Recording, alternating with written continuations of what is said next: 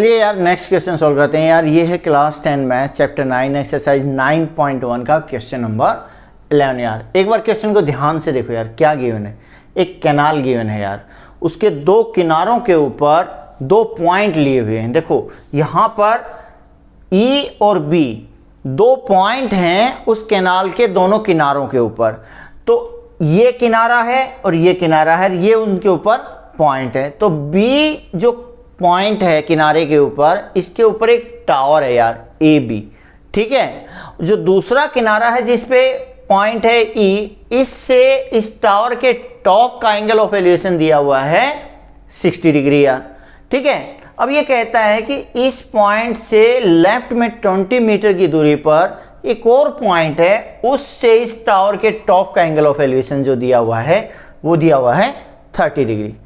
तो इस क्वेश्चन में आपको निकालना क्या है। एक तो भाई ये जो टावर है ना AB, इसकी हाइट निकालने के लिए कहा गया है।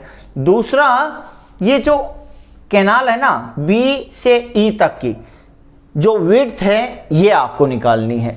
तो देखो यार यहाँ पे स्टार्ट कैसे करेंगे। Given C equal to 20 metre, बिल्कुल सही यार। C से E का जो डिस्टेंस है वो 20 मीटर आपको गिवन है, फिगर में आप देख सकते हो, ठीक है भाई।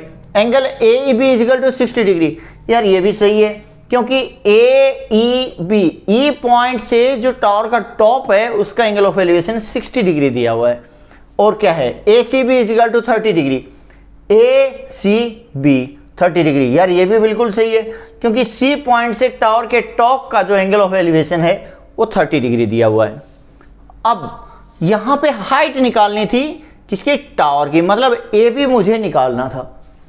ये AB, अगर AB मुझे निकालना था तो अब तक तो हमारी हैबिट हो चुकी है, हम मान लेते हैं लेट दैट बी H, क्योंकि ये हाइट ऑफ ए टावर निकालनी थी तो हाइट का H हम यहाँ पे ले लेते हैं, ठीक है।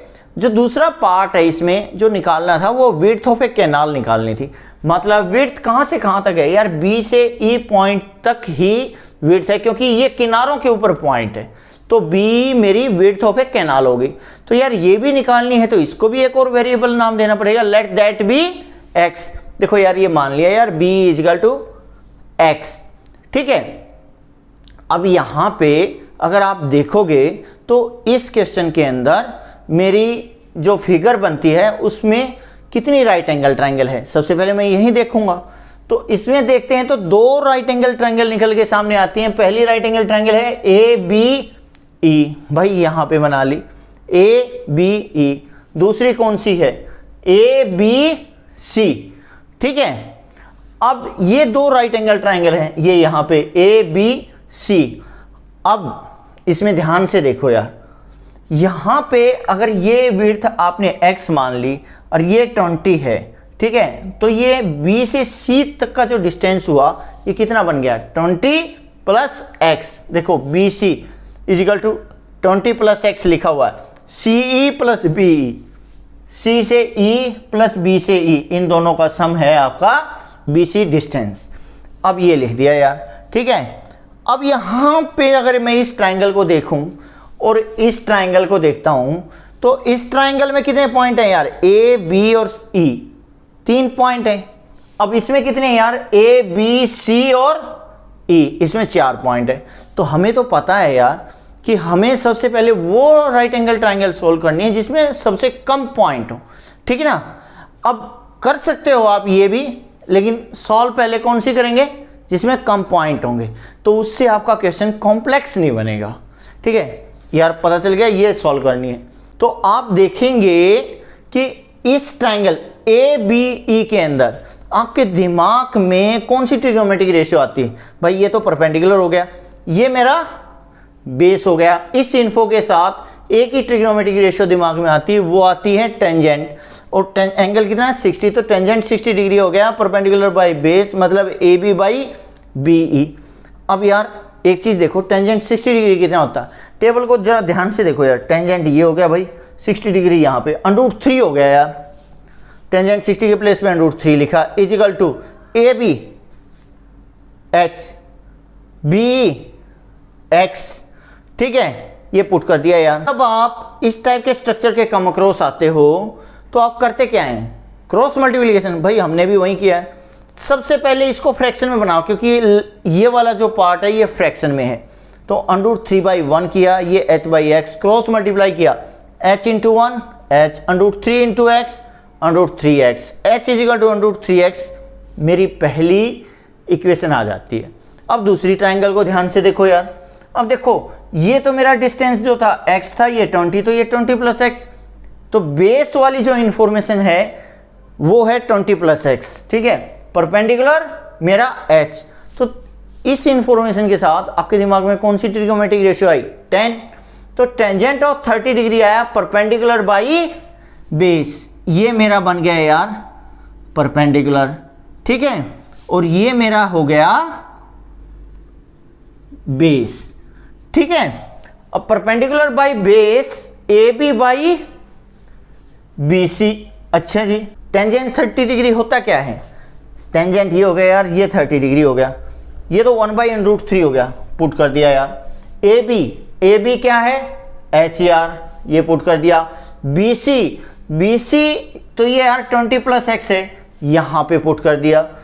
अब जब ऐसा स्ट्रक्चर आता है तो हम करते क्या, जनरली अभी भी करके आए क्रॉस मल्टीप्लिकेशन, यहाँ भी हम करेंगे यार।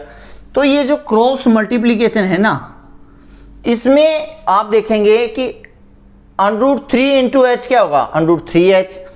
अब इस ब्रैकेट को अगर 1 से मल्टीप्लाई करेंगे तो ये ब्रैकेट h से आ जाएगी, मतलब 20 + x, ठीक है। अब ये सेकंड इक्वेशन बन गई यार। अब जो इक्वेशन 1 थी ये वाली आप इक्वेशन 2 में यूज कीजिए। यूजिंग इक्वेशन 1 इन 2 क्या मिलेगा, h के प्लेस पे क्या पुट करेंगे, √3x, h जहां पे था देखो यार ये पुट कर दिया, इजिकल टू 20 + x, √3 इंटू √3 क्या होगा 3, तो ये बन गया 3x is equal to 20 + x, x इधर आ गया, 3x - x क्या हो गया 20, तो ये क्या बन गया 2x इजिकल टू 20, x की वैल्यू क्या आ गई 10, मतलब x क्या था, x थी भाई मेरी विड्थ ऑफ ए कैनाल। देखो यहाँ पे विड्थ ऑफ ए कैनाल थी x, तो x की वैल्यू आ गई 10। अब लेकिन आपको तो हाइट भी निकालनी थी। हाइट ऑफ ए टावर क्या थी, हाइट ऑफ ए टावर थी आपकी AB, आप यहां से भी देख सकते हो, और AB को आपने h माना था, तो मतलब h, और h क्या निकल के आया था, h इजिकल टू √3x, तो भाई h equal to √3x, x की वैल्यू आपने क्या निकाली थी, यहां निकाल के आए हैं 10, तो x के प्लेस पे 10 पुट किया, तो हाइट ऑफ ए टावर आ गई 10√3 मीटर यार। तो ऐसे करके आपने इस क्वेश्चन को सॉल्व कर लिया। ये विड्थ ऑफ ए कैनाल तो x थी, तो x तो 10 आ गया था, तो width of A canal direct 10 आ गई। तो क्वेश्चन बहुत आसान था यार, आप बहुत इजीली आप इसको सॉल्व कर सकते हो।